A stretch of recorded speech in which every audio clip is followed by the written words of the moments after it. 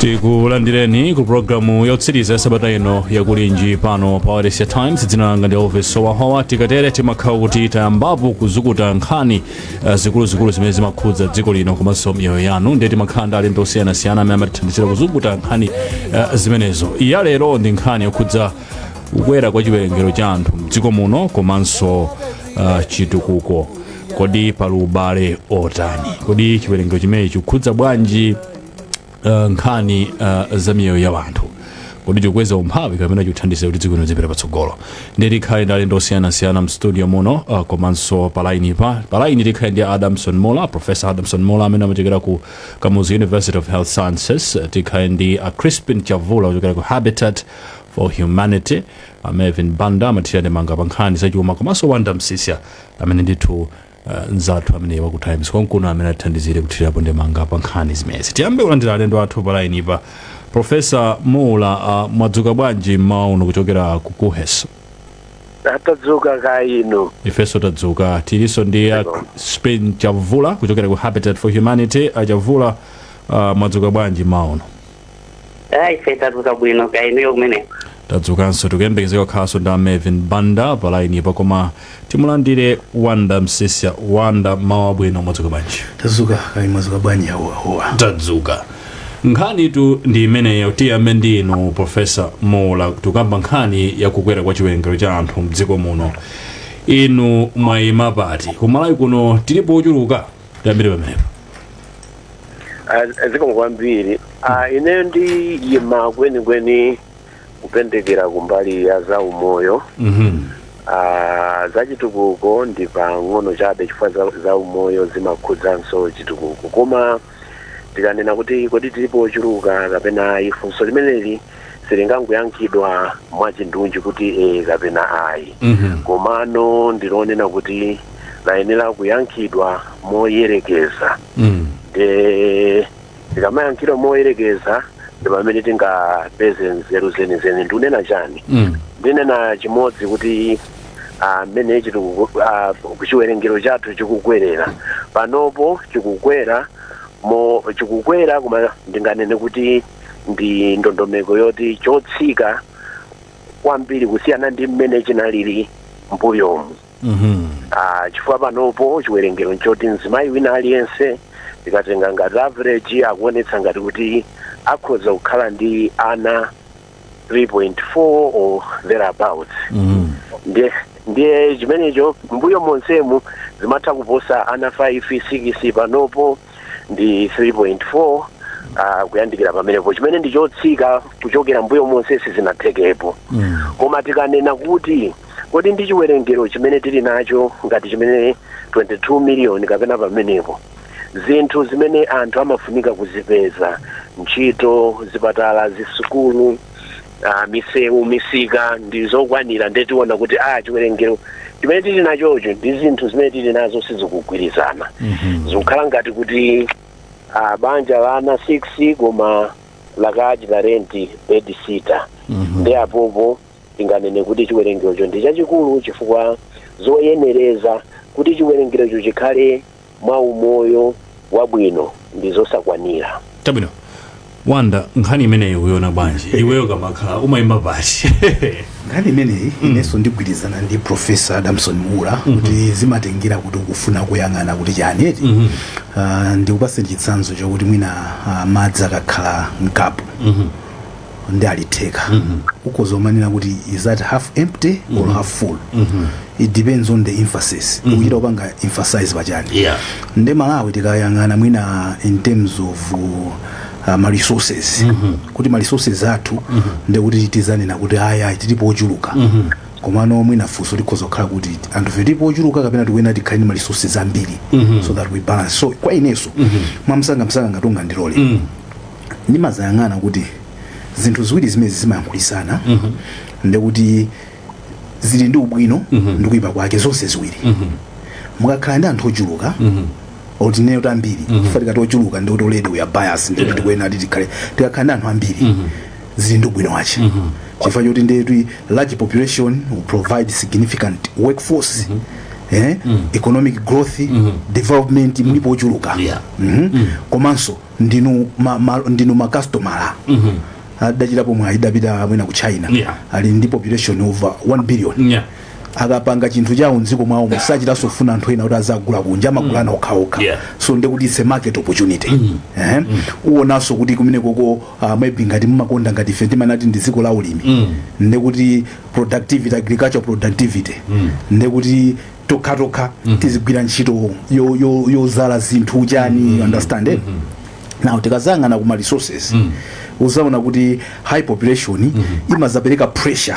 pa resources malo ngandi madzi energy zonsezo zimakhala ngati zili under pressure mukakha kuti sizigwirizana ndi population komanso nkhani ya ntchito muzamba kukamba za unemployment mukakha kuti ndi anthu nonse limadalira kuti muzigwira ntchito ngati simuphunzitsana za entrepreneurship you see so pasapezeka kuti mwamba kukamba za high unemployment rates poverty social issues then uzangane kumbali za environment uzoona kuti a growing population imapereka so chipinjo kwa environment deforestation pollution waona so mwachidule zinthu ziwiri izi mene wanenera funso lako zimaina ziziyankhulisana kuti unene kuti chambiri ndi chiti ngati ma resources ali ochuluka kuposa anthu amene ali limene mumana kuti ma resources athu ndambiri anthu akusowa anthu ena anthu akakhala kuti ndi ochuluka kuposa ma resources miyamba panga complain muzina kuti anthu ndi ochuluka kufananizira ndi ma resources so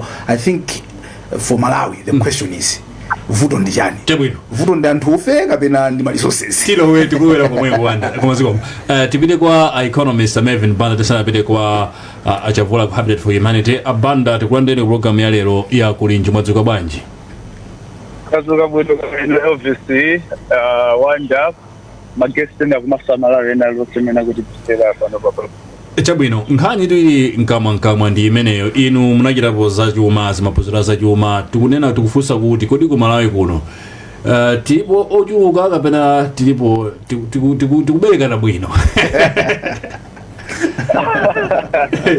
ndifuna ndingogwirizana ndi pang'ono ndi ana guest anayankhula koyambirira aja ndithu komano pa nkhani imeneyi kwa ife uma economist timaitenga kuti timati there are two perspectives ina timati mafunzi yani yokuti imanena kuti ya chiwerengero chikuchuluka kwambiri ndi ma resources zimene tinawo muziko sizikufanana komano naso mati abostrap amanena kuti iyayi anthu akamachulukana zinthu zoti chiwerengero chisakasidwa komano anthu omwewo amakhala so ndi kutikira keza njira zina zopangira survive komano tikayangana kunoko ku Malawi kwathu kunoko komanso analysis yathu ingakhala too widespread so muna tingoipanga narrow down ipange focus tikayangana ma issues tingoyangana letse ma sectors athu tikayangana ma services versus population growth tikanena kulira population yathu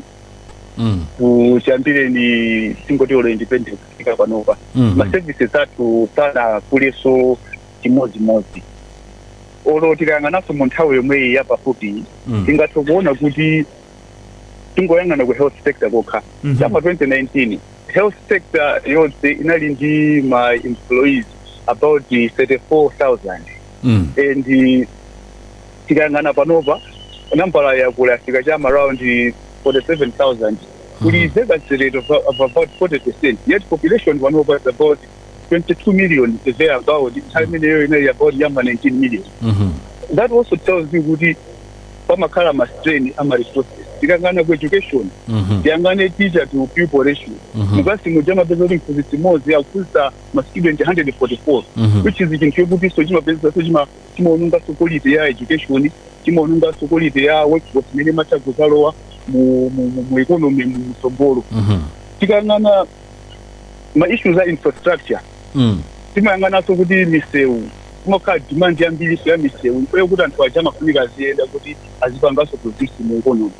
So ndi ndalama amene zimatoleredwa mu dziko zimapezeka kuti palinso mismatch imene imapezeka kuti misewu ina mwina sikukonzedwa, misewu ina mwina sikufika kumalo mmene yoyenera kufikira. And apart from this, when you look at import and export, which is something that is also very interesting, chinthu chimakhala mwake ife ngati Malawi. Tiyang'ana mmene akhalira ma export athu sana kule ndi mmene yakulira region population growth yake. Yeti ma import athu akhala akukula kwambiri. And now zimene zizi zimapanga manifesto kuti ndizinga mafuta. Mukawerenga budget region ya 2011 imene anapanga president ya Ken Kongolo point number 19. Yani na kuti time imeneyo timapanga import magalimoto, timapanga register magalimoto 3,000 on average about on a monthly basis. When you read the report here, is it last year, it reached about 37,000. Kuti ngati export athu sangukula, ma import athu akukula, pacho kuti population ikukula, it means demand ya ka forest gaja imapezeka sokuti imakula kwambiri, which is why we also see some mismatches in terms of timakhala ndi negative balance kuma issues ngati amene wawo. Chabwino Abanda tibwereso kwa inu mafuna timveso chokera kwa Chavula aku Habitat for Humanity chifukwa iwo amakhala kuthamanga background ndi bungwe lawo amathandizira kumangira nyumba anthu ochepekedwa. Achavula tikulandeni program ya kulinjero takubweretsani foti mafuna mutichitire paint picture on the ground kuti kuchuluka kwa chiwerengero cha anthu zokuzana bwanji ndi quality of life imene amakhala tifotokozani kumayi kuno ngati nkhani ya malo okhala. Pali connection iliyonse pakati pa kuchuluka kwa chiwerengero cha anthu ndi malo amene amakhala zikumavuta bwanji kuti mwina apeze nyumba zabwino ndi zina zofunikira pa moyo wawo tsiku ndi tsiku. Tatifotokozani anyola zomuyenda bwanji. Zikomo kwambiri komanso ndithokoze anzanga amene alankhula kale. I think zona zake kutengera chiwerengero kuti nchokwera kapena ndichochepa zikungotengera mmene tinganenere ifoti zimatengera ifoti ngati dziko tathandizira motani tapanga investment otani mu human capital kuti anthu aja akuthandizira bwanji kupanga nawo chuma, kuthandizira kuti miyoyo yawo izikhala yopita patsogolo. Komano ngati nayo moza amene ndimayenda kwambiri komanso ndimadziwa mmene zinthu zilili timagwira ntchito ndi anzathu akugesha anthu amene amakhala mizinda ma informal settlements kunkhongo uko kwa Ngona, kwa Nsiliza, kuching'ambo ka kunzuzu ndi ku Blantyre. Zona zake pakali panopa mmene tikunenera titha kunena kuti chithunzi zimene chikuonesa toti chiwerengero chathu chakwera chifukwa chakuti tikulephera kuwafikira anthu kuwapasa ma services awo makamaka manyumba. Ndingopereka chitsanzo study imene ife ya Habitat tinachita pakali panopa tili ndi manyumba okwana 4,800 ndipo potengera mmene chiwerengero chathu chikuyendera pofika 2030 tikuyenera kusakhale ndi manyumba okwana 6.8 million. Izi zikuonesa kuti ngati dziko tikuyenera ngati tikufuna kuti maservices athu aziyenda ndi mmene tikuyenera timange manyumba ochuza mwina 2 million pazaka zomwe. Koma pakali panopa ngakhale tunena kuti tine manyumba 4.8 ndi manyumba amene ali ochepekeka kwambiri chifukwa chakuti anthu amene akukhala manyumba abwino ndipo pafupifupi mwina 52%. Ena onsewo akukhala manyumba amene sali bwino owukha amaudzu maujenako osayenda bwino zimene zikupangisa kuti anthu ambiri adziko lathu lino azikhala moyo osakhala bwino. Tikang'ana mmene zikumakhalira mu ma informal settlements mothinana moja mosakhala bwino andi zimenezi zimapangisa mwasoka kuti anthu miyoyo yathu isakhale bwino maphunziro kwanatu asapite patsogolo angakhale life expectancy isachiteso bwino. Izi ndikunena chifukwa kuti Habitat inapanga kafukufuku unaonesa kuti pamene anthu ali ndi kuthekera kukhala manyumba abwino, miyoyo yawo imachita bwino, life expectancy imapanga increase ndi 4%, komanso economic growth ya dziko imapita patsogolo ndi 10.5%. Ndeizi nzodandaulitsa kuti ngati fikira mina zangananenera kuti ma-social services athu makamaka manyumba apite patsogolo malingana ndi kukwera kwa chiwerengero chathu, kachitidwe kathu ka zinthu kasipita patsogolo, za umoyo, za maphunziro, issues of gender, zonsezo zizikhala zikusika ndipo tizikhala tidandaula chifukwa kuti anthu kumene akukhala manyumba awo zinthu sizikuti. I think zilekerepo mwepa pakadaupa chabwino achavula Amula nkhani imene ndimafuna muthirepo ndemanga inu ndionena kuti nkhani za umoyo zikhudzidwa bwanji ndi kukwera kwa chiwerengero cha anthu, kuti pachuluka burden of disease, kuti pachuluka ma services akumayenda bwanji zipatalamo, mwayima nganene kuti zonsezi ndi zolowererana kapena zokhudzana ndipo za umoyo tikukamba zimene ndingathe kukamba sizakuchipatala zokha, komanso mmene anthu angakhale umoyo umayambira kunyumba. China chimene ndimafuna ndinene popherera mphongo zimene anena anzanga, mwina ndikungosinthako pang'ono kalankhulidwe, chifukwa tikulankhula ngati kuti zinthu zikhoza kuyenda bwino muzaka zimene zikubwera kutsogolo chifukwa choti talankhula, koma zimene zozo ndizovuta kunena kuti zichitike. Ukamba zakuti maservisi ngosakwanira kumananga maservisiwo ndi mmene ulo taonera chaka chino chaka chatha, maservisiwo ndoti tiyikepo ndalama zathu munga dziko, ndiye ngati anthu sitikuyikapo ndalama pa maservisi sizitheka. China ndichonena kuti mwina mwachitsanzo ena analankhula kale za nyumba kuti zikwanira bwanji, komano ndifuna ndilankhule mofowoka, ndinena kuti mosasonyeza kuti chipulumutso chili pafupi. Malawi muno tsiku lililonse pamabadwa ana kuyandikira 1,700 ana amabadwa pa tsiku lina lililonse.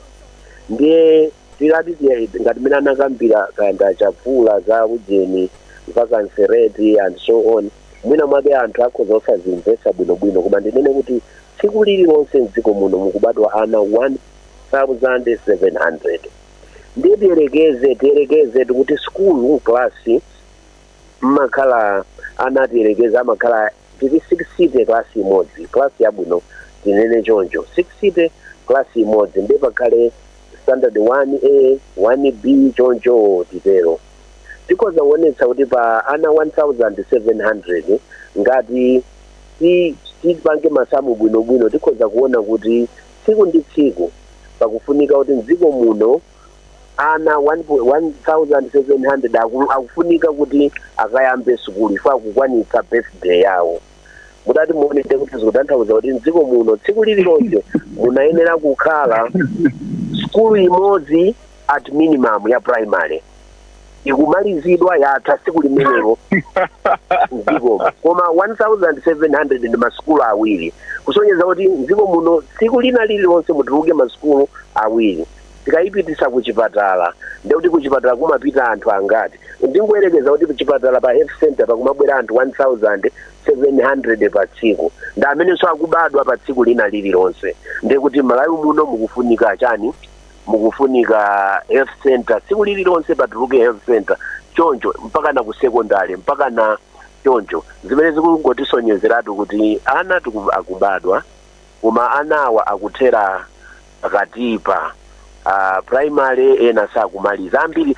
Ndisanene kuti ena sakumaliza, mdziko mwathu muno ana ambiri ndi amene samaliza primary school, osati kuti upita secondary ndochepa, ambiri amathera pa standard 1 2 3 choncho. Ndiye tikukhala mdziko mmene anthu akuyenda mzibambo mzimayi wathupi lake kaya wowonda wachani koma wa standard 2 analekeza 2 koma ali wankulu 30 chakuti yezi 40 chakuti 50 60 imene choncho mdziko mwathu muno anthu ambiri amene tikuwaona amene tili nawo ndoti anamalizira primary sanamalize ndi chimene chikuchitika nde imenecho ndichonena kuti kodi munthu woti sanamalize primary munthu woti sanapite ku secondary enanso secondaryyo ndi group yochepa kumapita uku mtundaku nde kuchepetsetsa ndi ena nakamba za human capital ngati sitiphunzitsa anthu athu kuti akhale woti akhoza kukhala pa dziko pano mmene zililimu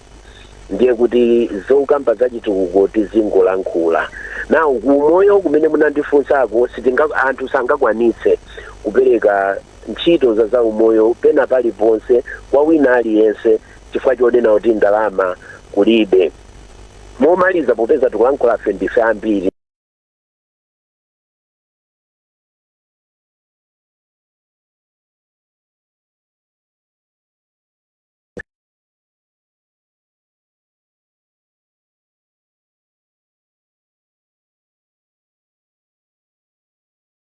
sanjizada chifukwa sungachoke nyumba imene tikuyinena yabwinobwinoyi nkukanena kuti ukayima pauche zavuta kale nde manambalawo tili nawo akutisonyeza mu zochitika za dziko lino kuti anthu alibe kuthekera and kuthekerako chifukwa choti sanaphunzitsidwe kuti akhale anthu olimba oziwa ntchito zambiri tikudikirira kuti ziperekedwa ndi amene akupereka msonkho nanga nsatiso boma komano sizingakwane chabwino professor tipiteke kwa wana tinene pano kuti tinayesitsa kuti tikhale ndi oyimirira boma amene ndithu nduna za umoyo Madalitso Baloyi koma foni yawo samayankha imangoyitana ndiye tukhanga tilibe oyimirira boma pano koma nkhani iyene nabe ipitirire wanda unayi ndi mawu kukhosi paka nakhalaswa mpingo amakhulupirira kuti tibalane ngati mchenga would have wanted to hear kuti akwana bwanji chimene mafuna ndinene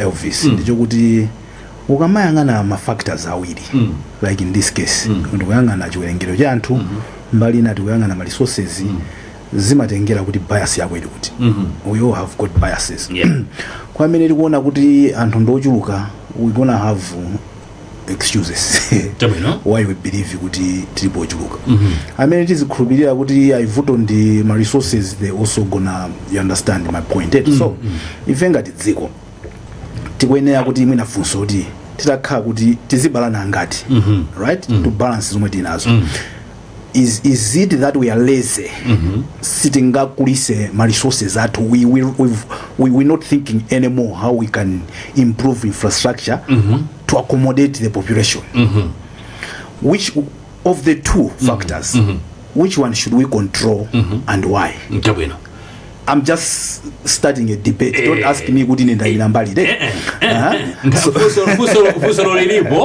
Fusoro lilipo baba. Mafana nzali fuse nthawi ina. Mabodi wali fusa but you know why? Because tikama panga zimezozo. Okay, I'll dive in. Tikama panga zimezozo tiziona because Malawi tikafanizira ni maiko anzathu amedandikana nawo. Could we a worst case scenario in terms of population growth?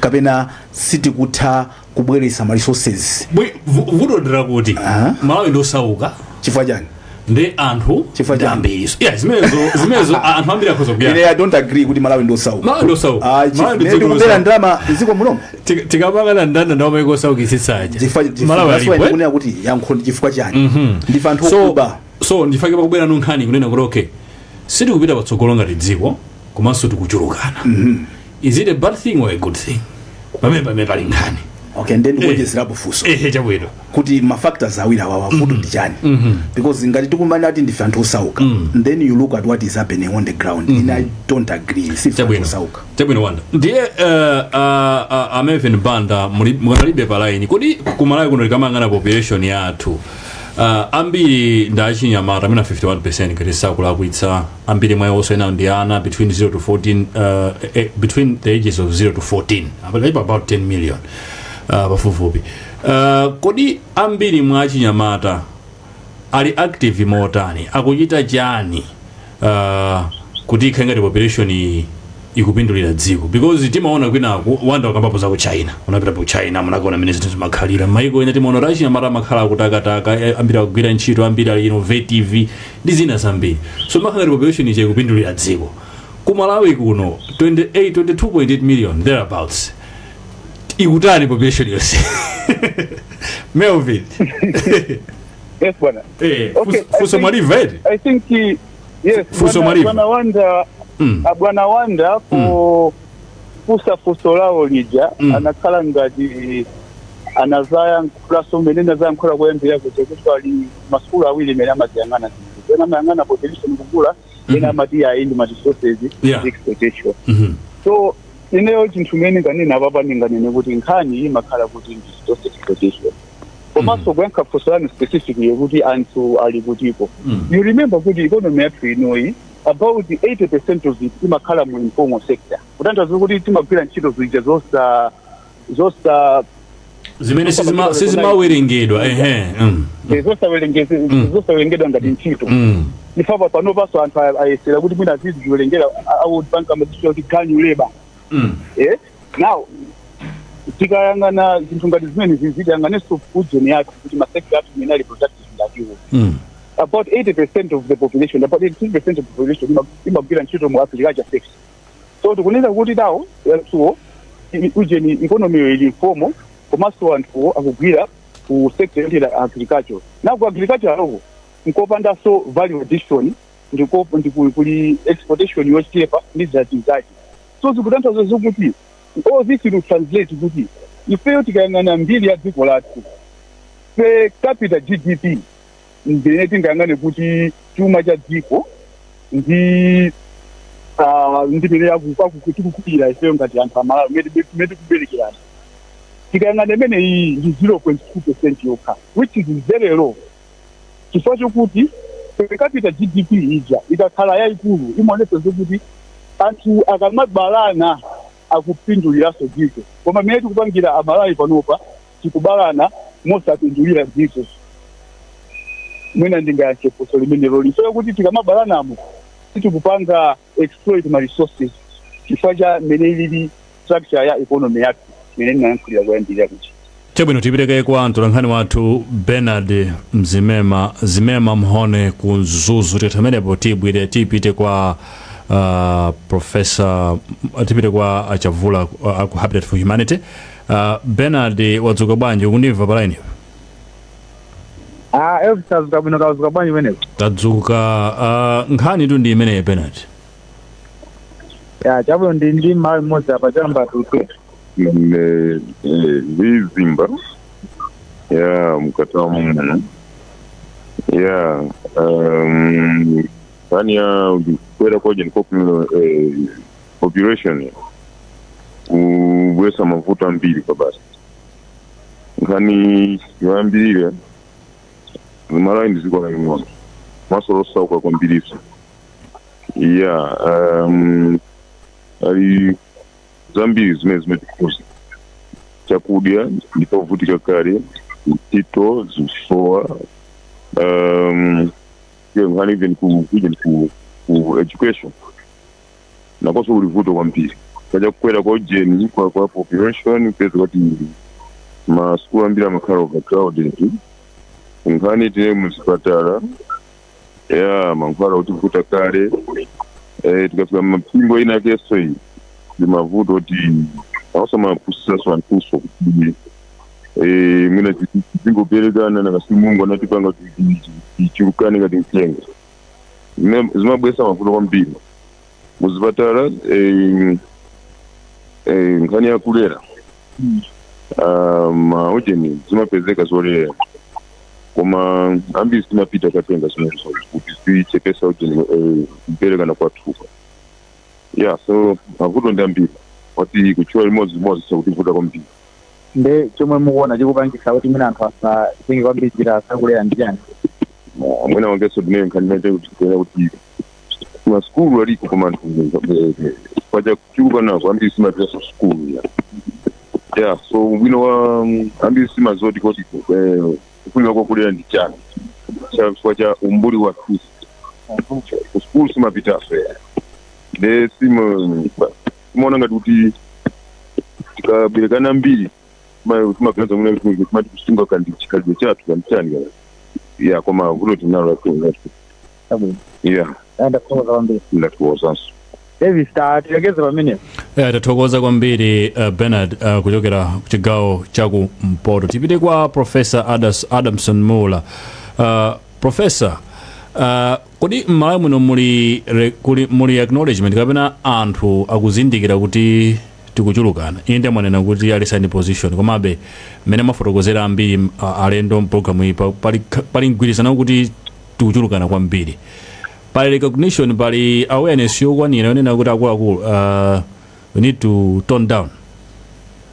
Yes, zimenezo zimanenedwa maka anthu tikamawerengera kuti mwina chiwerengero ngati mwina environment pressures and so on, but my sense was also kuti mena anakambira ujena Wanda Msisya kuti sitinapange bechiganizo kuti kodi Malawi muno ana amene munthu angathe kukhala nawo ndi angati imakanga titi kuisisita nkhani ngati imene point yabwino mungamuze munthu kuti tizibereka mungathe kuvala tizibereka awiri kapena atatu zingatheke.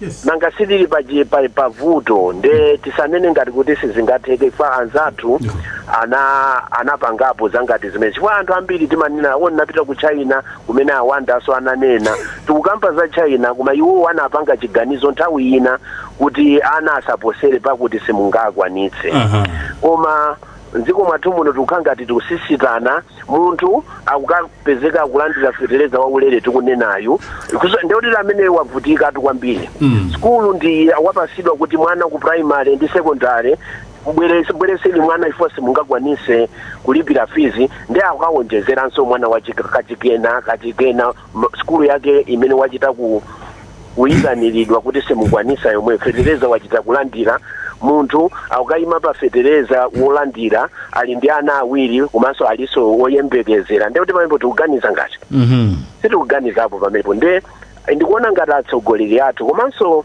ndi nomwe media tiyambe nkhani imeneyi tiyambe kamati tiyishoshe tinene chilungamo tinene kuti yayi endi msogolo muno munthu aziti akakhala ndi ana awiri azikwanisidwa chifukwa zimachitika ndi zimene zikuchitika in the context zokhala ndi ana ambirimbiri amula timaona m'maiko ena pamakhala ka incentive koma ayi kuno mwapatsa chachi fana akupita mwapatse bekera kaje wada franco mina ineso kungogwirizana ndi professor zimene zimavuta nthawi zambiri ndizi timene timati zikhalidwezi zinthu zomwe timayankhulisana tikamatani tikamakula kumakhala kuti ana mchuma akhala bwanji chuma nawo you can't even afford them chifukwa tu mwana ndi chinthu choti umayenera kuti uzitha kuchikwanitsa kusama kulera ati ine ndili ndi mchiuno mwabwino ati mchiuno mwake amene amabereka matwizi zili ndi ma implications ana zikakulelera MP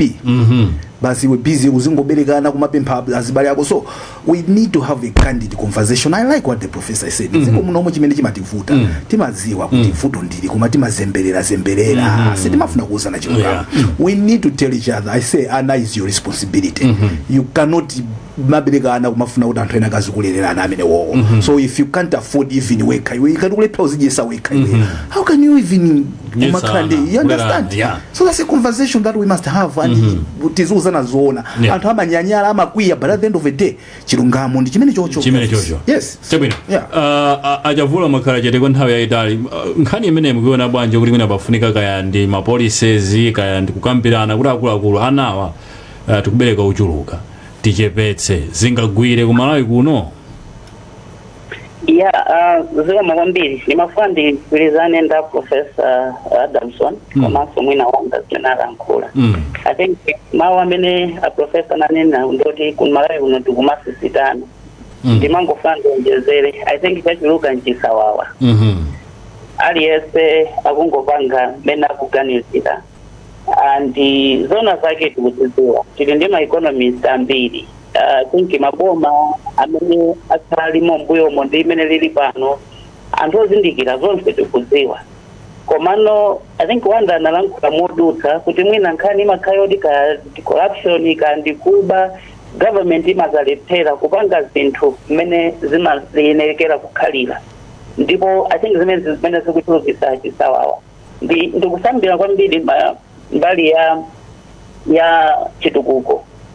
Simple issue mwachisanzo mukamayang'ana masites onse pano anthu akumanga chisawawa anditi ndi masite councils amene ali ndi mphamvu ali ndi malamulo ali ndi mabylaws you wonder kuti chikupangisa kuti tisapange enforce zinthu zoterenga zokhala za direct political issues at all ndi chani panopa tili ndi ndalama ngati CDF zimene zikutithandizira zinthu zina ngakhale kuti of course inenso ndikudera nkhawa ngati professor Nenera kuti tikamang'ana za chiwerengero ndi imene tikuchitira ma commitment yathu pa ground zikumabweresa nkhawa kuti mwina sitifikira imene tikuchitira koma I think ine nkhawa yayikulu ndi achisawawayo kuti zionesa kuti palipo mwenimweni amene akuyima pa ntchito yake nkuzipanga zinthu zimoyenerera ngati tikulephera kupanga na polisi zinthu zophweka ngati zimene kuti anthu timange mofunikira tichite zinthu mofunikira because the reproduction is a very personal issue that is even by far untouched for tikulephera kuyang'anira zitukuko zimene to me would have been very obvious anthu tikungowasiya aziyenda azichita zinthu mmene tikufunika. I think reforms akati walankhula kumalawi kuno mochuluka kwambiri and tili maumboni kuti ma documentation athu zochitika malamulo zolembedwa zimakhala bwino kwambiri maiko ena akhala kuzigwiritsa ntchito kuchita bwino koma ifeni kumalephera kuzipanga then ndizopesabe nkhawa kuti I think amayisekani chanika mwina mpingo dakanatithandizira kuti kodi ndi are we possessed? I don't know. Wanda, mwajidwe kwambiri pireka Usman Kaliati. We are not possessed. Malawi so safe and jani. Timanyengererana. Mwana akupita mmeta nenera professor akupita ku skulu ya ulere ku primary ndikumphunzitsa mpana ku secondary kuchipatala mankhwala ulere ikazafika pa iwe kuti ugule zovala konika mpamene umazaonano mwana uja akwenda ma research it shows you that if government was not providing some of these things you would not even have that child chijo sichikanalephera yes ila chikanalephera if you can't even sunga mkwanise kungulira chovala ndekulo atatitana utazipita ku skulu ya ulere mwana kuti azipita ma research so Evis can we for once tell each other the truth. Chimene chimavuta ndoti yanyanyala anthu akwiya satifotera kapena tizikwiya koma titauzidwa zoona because ukakhala paweka umakama kakubaya kena kacheka chilungamo kama kakubaya Evis kuti kama kajakadi ndekabaya yes so can we be honest with each other. Usman Kaliati kuchokera ku Salima ngati sakula kuitsa wadzuka bwa ine obi ndazika bwino ndimene kudzanta kuti kwa jabani kwa chanso bwino bwalo ndilako lankhani nda Malawi kena kuti bwerere kwa alendo athu studio muno timafuna tilankhule ndi Maven Banda nkhani ngati zomwezi. Ine obi ndi Malawi mmodzi amene afuna jabu ndimanga yake pa nkhani imeneyi ali kutambira chuka lero nuna mwajidule mbale wanga dzina lije ine ndi Simon Solomon mede kuti nkhani zimene idu mwaitsala bwino ndito amba kuti zilingero za Malawi pano zakuzoka America zakuti na 80 million pano zikuandira kuma 22.8 million amona kuti mwina zimene zilingizwe kuonekera zimene ziichira ndiro ndiko zamakwera jonji makajo peso maso kuputa zikupira itengepo ngati ngati mbali ya ikandizo lingwe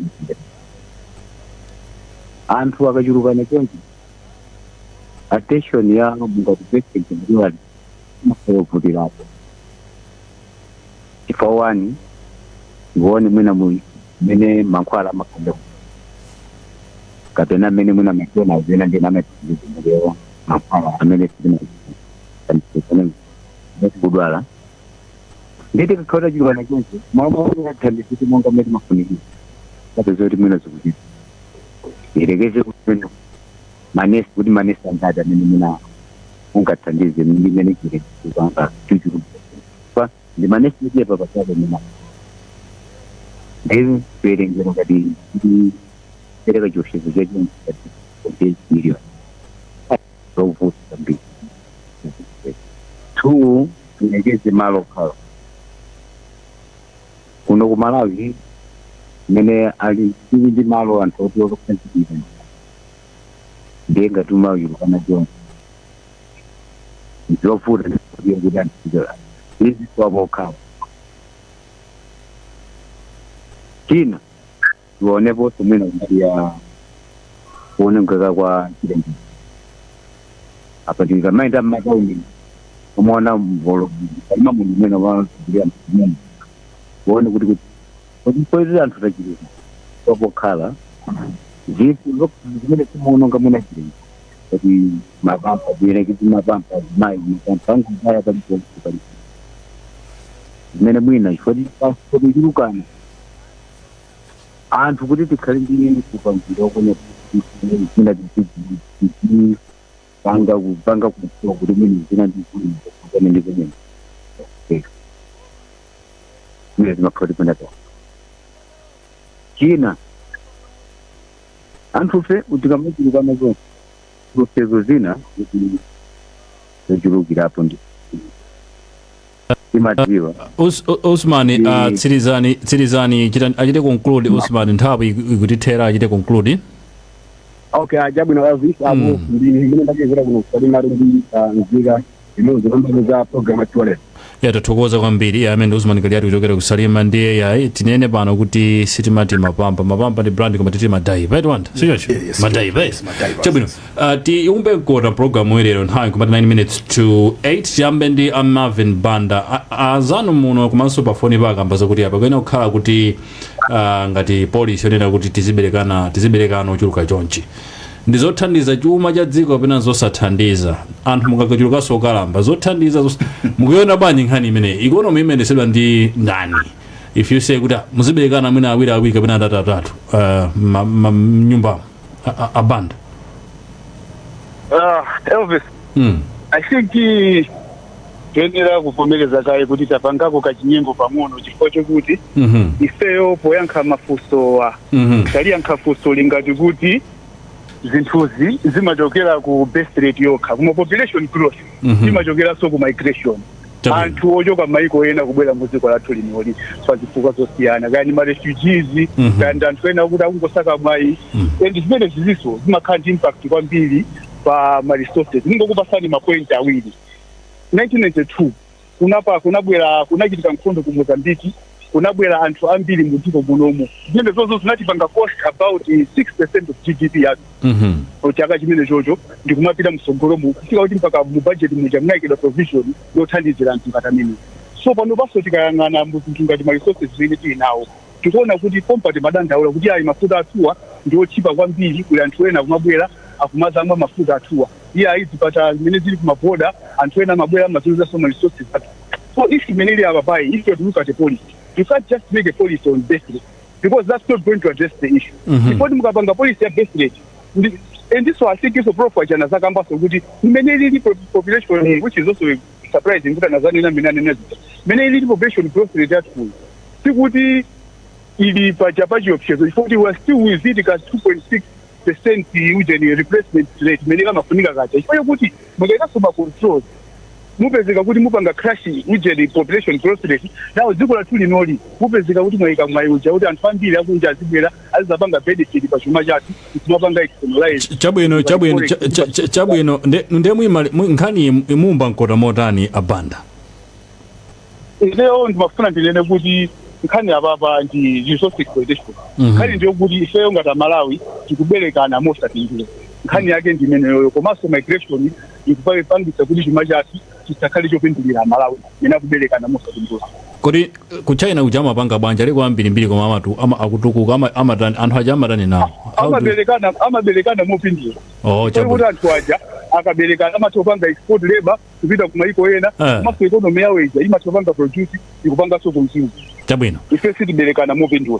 chabwino Adamson Mula mwachidwe kwambiri mutsiriza bwanji topic ya lero ndikugwirizana ndi achavulawo anthu amene tili nawo koma kuti tichita nawo chani kuti akhale kupindulira dziko osati pa nthawi imene munthu dziko linawo kusiyana nalo zimene walipatsa dzikolo nzochepa kusiyana ndi zimene watenga ndezi tikhale anthu oti tikuchita invest mdziko lathu, koma zimene zitengera paphunziro, kuphunzira za kuklasi za ma trade osiyana-siyana, ulimi, mining ndi zina zotero, kuti munthu mapeto ake azichita produce zambiri kusiyana ndi zimene iye akudyapo, chifukwa ngati tonse tikudya kwambiri kusiyana ndi zimene tachita produce ndekuti dziko lilowa mu mphawi. Professor tathokoza kwambiri zikomo, komanso Melvin Banda tathokoza. Tipiteso kwa Habitat for Humanity achavula mutsirize motani in a sentence bwana. I think ineyo zitatu choyamba tipange tipitirize kupanga invest mu anthu athu. Yesese kupanga create more opportunities kwa population yathu makamaka chinyamata. Komanso yesese kupanga invest mu adequate housing. Chifukwa anthu akakhalira nyumba yabwino amakhaso nkuthekera kwakukulu kopanga zina paokha. I think zimene zikufunikira kwambiri kuti anthu akhale manyumba abwino. Tathokoza kwambiri achavula kuchoka Habitat for Humanity. Wanda kuchokera ku Times mutsiriza motani ngani. Bwana zimene timalankhula ndi zimene zimachita. Malawi si kulosauka. Tikamati ndife osauka anthu akamaba timati hayi paja ndife osauka, sife osauka. We can do better. We can put our resources to better use and be accountable for it. Komanso zimene manena zija ngati mmene dziko lathu likutukukira ndi mmene tikubalanirana sizikugwirizana, chimodzi tikuyenera tichigwire, tigwira chiticho ngati sitizitha kutukuka ndi mmene kuyendera population, then tikuzane kuti slow down magaye padakali panopa mmene manenera ino mukakha kuti mwaberekana awiri mwina boma lizikupasaniso kaunjika, you know, something like that, because boma lilitipasa up to what, do you understand chief? So there has to be a limit, there has to be your part as well. Iwe ukafuna kuti chinthu chinake chitike every sunga unkhala phi kunyumba yako basi zinthu kumachitika, you wake up every day to hustle. So sometimes my incentives amene timaona okay, like if you ask me, you know, mwaona panopa mmene amapereka budget, I know nthawi yatha ilankhulani hapa nimaona kutika 3 minutes mmene amapereka budget ya ujeni amanamveka ananena kuti maphunziro awo kachenjede sazingokhala kuti aliyense azikhala ndi loni aziunika kuti kodi umaphunzira sopena kuti first ungakhale kuti umaphunzira ku masukulu ama 10 million kena kutengero ni education kuti ufunano ya ukachenjede ufunano boma lizikulipirira. So sometimes kuno kuti mangofuna kumangokhala ngati aliyese ndofanana now chifukwa cha chikhalidwe chimene chocho timasokonezana even kaganizidwe kathu. So ikufika nthawi ina yake tizikula tizipanga zinthu patokha. So my point is ngati weyo sungakwanise kukhala ndi ana atatu bereka mmodzi afumu sunga madalire anthu ena kuti azikusamalirira chanjani, and imene yoyo is a reality. Ask yourself a question, ana amene ndikuberekawa azili anda MP tathokoza Wanda komanso boma usangokhala chintambasale kuti anthu sakuchulukana ndi chipatala zakwana. Iyayi boma must continue to provide ma services zawo, social services zawo. Mwatsiriza bwana emphasis ndakasipena amapezeka kuti chifukwa choti umene akhala pay very passionate.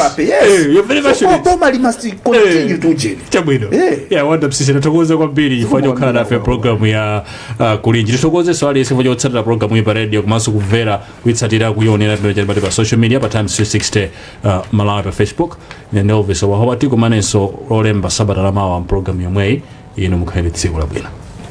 Amalawi kulinji no kulinji kumabetsera kuti kulinji lataya lilongwe kulinji kumzuzu mwanyeto kulinji nanga kuboma kukuchitika chani mwani akoti akuti bwanji kuti usaruka kulilabe nanga osolola ledesi yaonija chirugugo chuyenda panji nanga nkanizo nyadisa sikulijani kumbolo pakati kulinji mwera nanga kwanuko kulinji kodi kuboma kustedi hausi kulinji nanga otuta mwadzuka panji nanga atenzilediyo kukulijani Oguliji, tikudalira ino